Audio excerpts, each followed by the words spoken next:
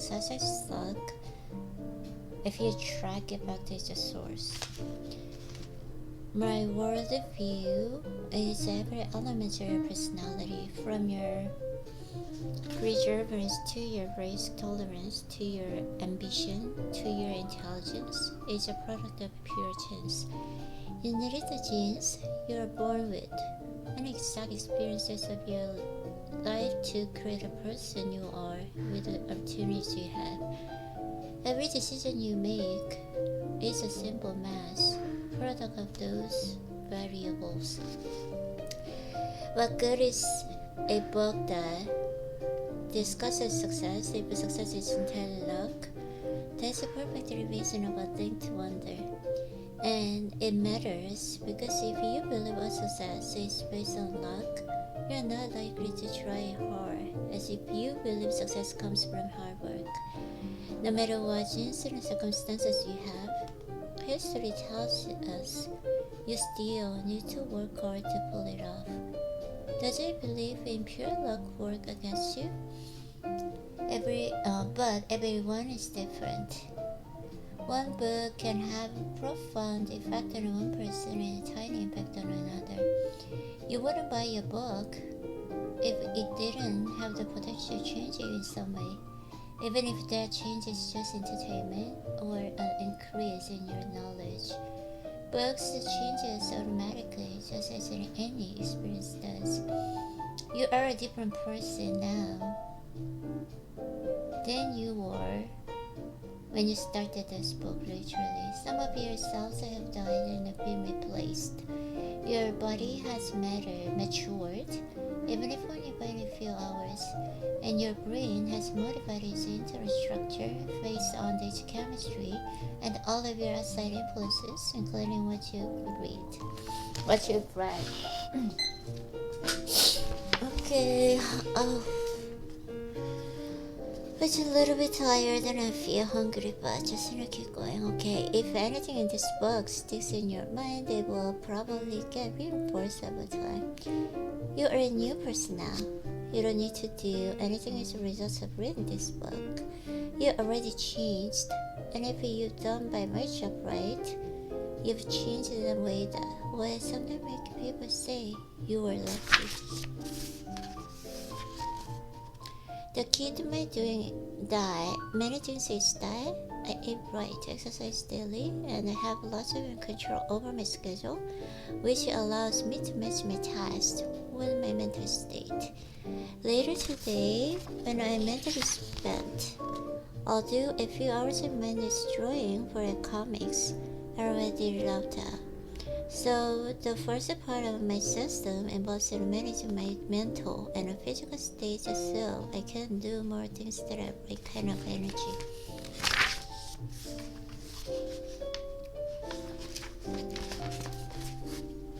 A final note about affirmations. I know from experience that readers of this book will be disproportionately interested in my stories about affirmations. I'm sure I will be proclaimed a virtual and a moral both. So let me answer those inevitable objections in advance. When I speak of affirmation these days, I try to say as clear as possible that they appear to have beneficial value. The reality is that if your affirmations are somehow steered, universe like magic, science probably would have discovered the force by now. I don't foresee the day when affirmation gets scientific backing, unless not in a sense of testing for the existence of magic or psychic power.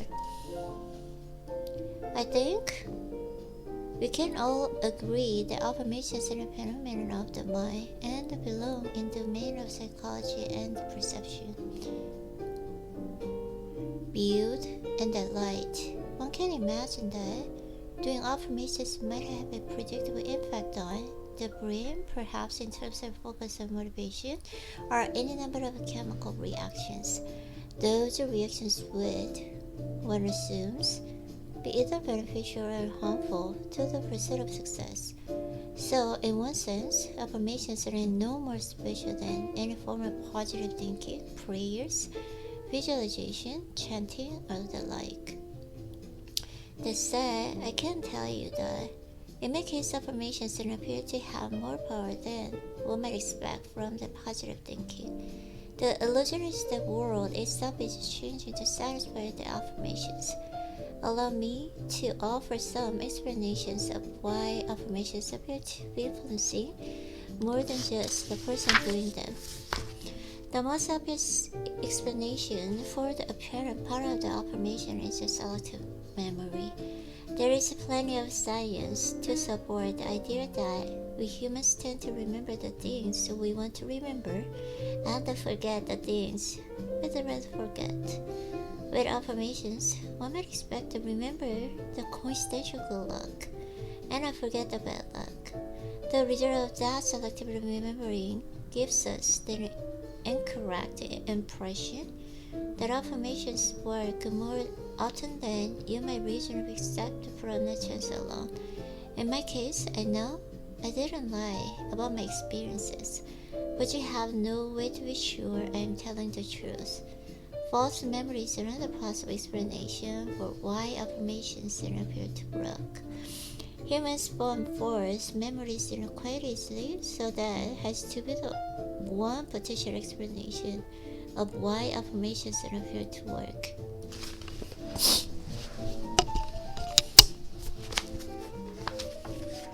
Another possible reason that affirmations appear to work is that optimists tend to notice opportunities that pessimists miss. A person who diligently writes affirmations day after day is the very definition of optimist, even if only by actions. Only form of positive thinking, prayer, or the like would presumably put the person in a more optimistic mindset. And because optimists have been shown in studies to notice more opportunities than pessimists, the results can look like luck. Studies show that you need not a natural born optimist to get the benefits of the better perception. You can train yourself to act like an optimist, and the writing affirmations is probably good training. So that you get the same benefits as natural optimists when it comes to noticing opportunities. Whether you are a born optimist or you become one through an affirmations prayer of positive thinking, you end up with several advantages that make it easier for luck to find you. Optimists notice more opportunities to have more energy because of their imagined future successes and take more risks. Optimists make themselves an easy target for luck to find them. Another explanation for the apparent power of affirmations might be that we have the causation wrong. Perhaps only the people who know deep down that having the right stuff to succeed will even bother doing affirmation. The explanation sounds reasonable to me, but it still means affirmations are useful, just in a different way than you might imagine. Under this explanation of the power of affirmations, they act as a sort of message from your subconscious to your rational mind, telling you that you have the right stuff, even if your common sense argues otherwise. This would be useful for the people who have a real talent but don't believe in it. Surely, there are a lot of people in that camp.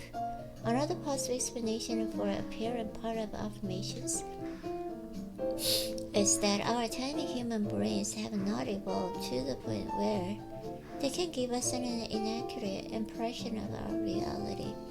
Instead, our little brains have created illusions that have survival benefits and some sort of internal consistency, nothing more. We know the brain creates illusions because there are so many competing religions in the world. To put it in simpler terms, affirmation might work for the perfectly logical reasons that our brains aren't equipped to understand.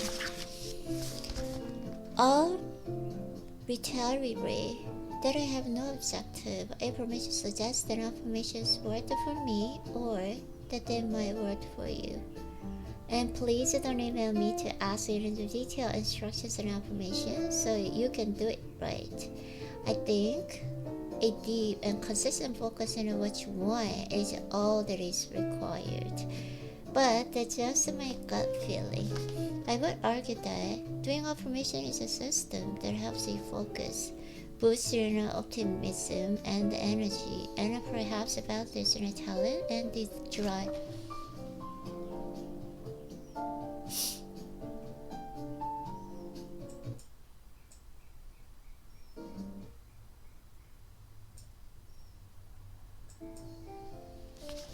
Okay. I would argue that doing affirmations in a system helps us focus, boost your optimism and energy, and perhaps validate your talent and the drive that your subconscious always knew you had. If you plan to try affirmation, I recommend keeping your objective board enough to allow some luck.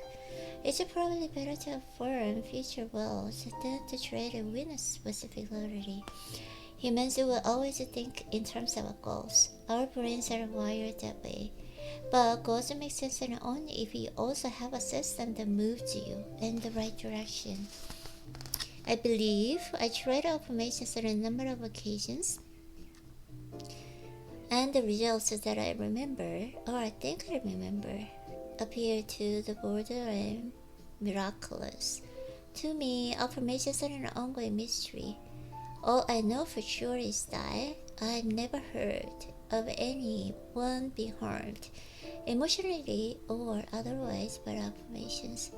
I tried affirmations out of curiosity, and because they were free, I didn't need a better reason.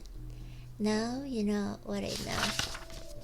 Summary. I've covered a lot of topics in this book, and I thought it would be helpful to provide a summary to wrap it all up.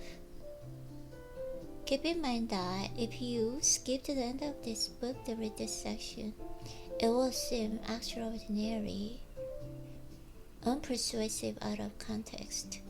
The model of success I described here looks roughly like this. Focus on your diet first and get that right, so you have enough energy to want to exercise. Exercise will further improve your energy, and that in turn will make you more productive, more creative, more positive, more socially desirable, and more able to handle life's little bumps. Once you optimize your personal energy, all you need for success is luck. You can't directly control luck, but you can move from strategies with bad odds to strategies with good odds.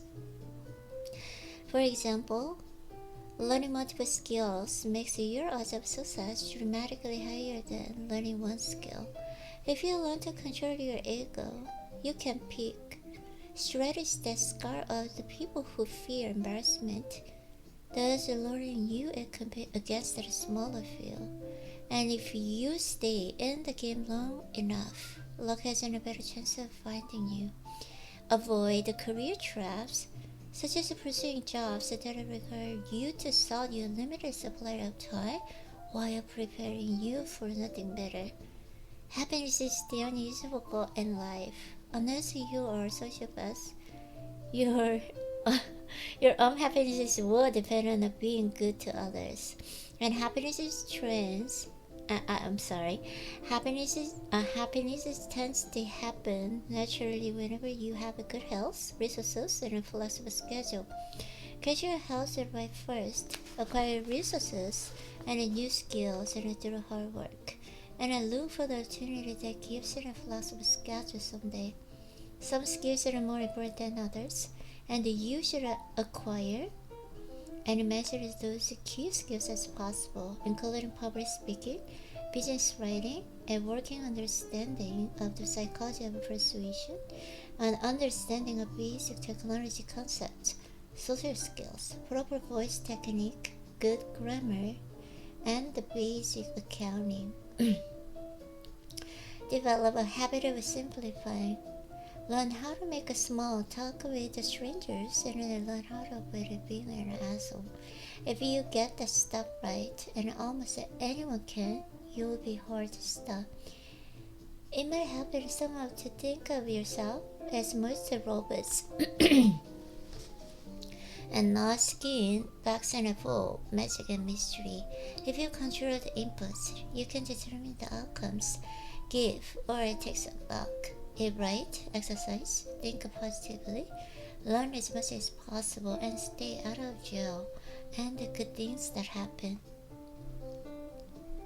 Look for the patterns in every part of life.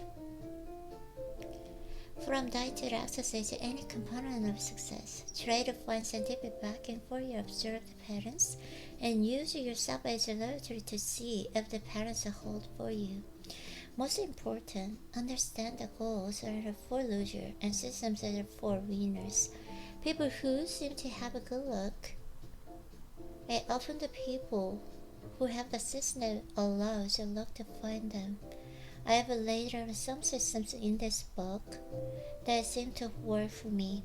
Your experience will differ, but it always helps to the thinking in terms of systems and not goals. And always remember that failure isn't your friend. It is the raw material of success. Embody it, learn from it, and don't let it leave until you pick its pocket. That's a system. The end.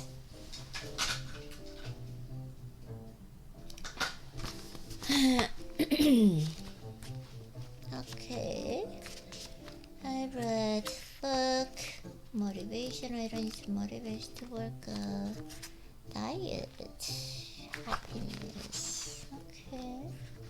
I try to read it one more time for that. Okay, that's good. Okay. Luck. Let's just talk about elephant in the room when it comes to any discussion of success. Luck. My worldview is that all success is luck if you track about this source. My worldview is that every element of a personality, from your perseverance to risk tolerance, to your ambition, to your intelligence, is a product of your pure chance. I'm sorry. You need it, the genes you are born with, and exact experiences of your life to create a person you are with the opportunities you have. Every decision you have is just a simple mass product of those variables. What good is a book that discusses a success? Is a success entirely luck? That's a perfectly reasonable thing to wonder. And it matters because if you believe all success is based on luck, you're not likely to try as hard as if you believe success comes from hard work. No matter what genes and circumstances you have, history tells you that still need to work hard to pull it off. Does it believe in a pure luck work against you? But everyone is different. One book can have a profound effect on one person and a tiny effect on another. You wouldn't buy a book if it didn't have the potential to change you in some way, even if the change is just entertainment or an increase in your knowledge. Books change us automatically, just as an as experience does. You are a different person now than you were when you started this book, literally. Some of your thoughts have died and been replaced. Your body has matured, even if only a few hours. And your brain has modified its internal structure based on your chemistry and all of your outside influences, including what you've read. If anything in this book sticks in your mind, it will probably get reinforced over time. You are a new person now. You don't need to do anything as a result of reading this book. You've already changed, and if I've done my job right, you've changed in a way that will someday make people say you were lucky. I feel hungry. A final note about affirmations. I know from experience that readers in this book will be disproportionately interested in my stories about affirmations. I'm sure a baby proclaimed which are more than both, so let me answer those inevitable objections in advance. Okay. Summary. I covered a lot of topics in this book, and I thought it would be helpful to provide a summary to wrap it all up. Keep in mind that if you skip the end of the book with this section, it will seem extraordinary, unpersuasive out of context. The model for success I described here looks roughly like this.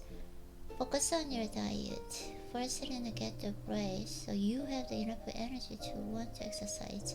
Exercise will differ, improve your energy, and that in turn will make you more productive, more creative, more positive, more socially desirable, and more able to handle life's little bumps.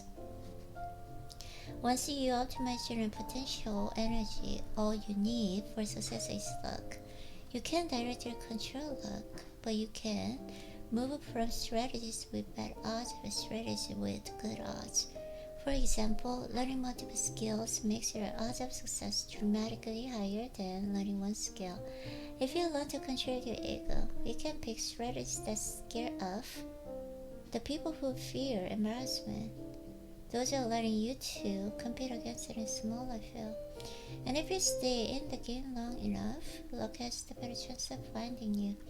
Avoid career traps such as pursuing jobs that require you to sell your limited supply of time while preparing you for nothing better. Oh, my voice.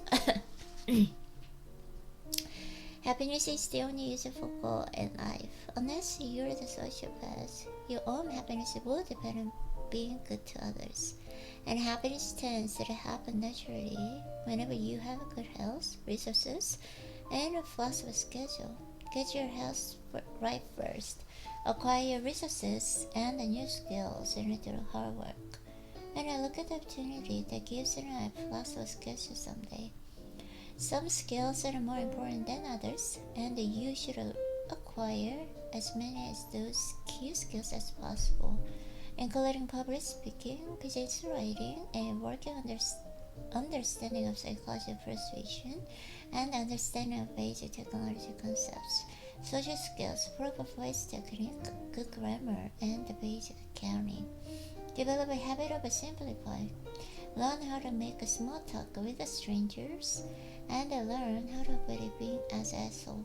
If you get this step right, and almost everyone can, and you will be hard to stop. It might help some of you to think of yourself as moist robots and not skin bags and full of magic and mystery. If you control the inputs, you can determine the outcomes, give or take some luck. If right, exercise and think positively, learn as much as possible, and stay out of the jail and good things that can happen. Look for patterns in every part of life, from diet and exercise to any component of success. Try to find a scientific backing for your observed patterns, and use yourself as a lever to see if the patterns hold on you. Most importantly, understand that goals are for the losers, and the systems are for winners. People who seem to have a good luck are often the people who have the system that allows luck to find them. I've laid out some systems in this book that seem to work for me. Your experience will differ, but it always helps in thinking in terms of systems and not goals. And always remember that failure is your friend. It is your raw material of success. Embody it. Learn from it. And don't let it leave it until you pick its pocket. That's a system. The end.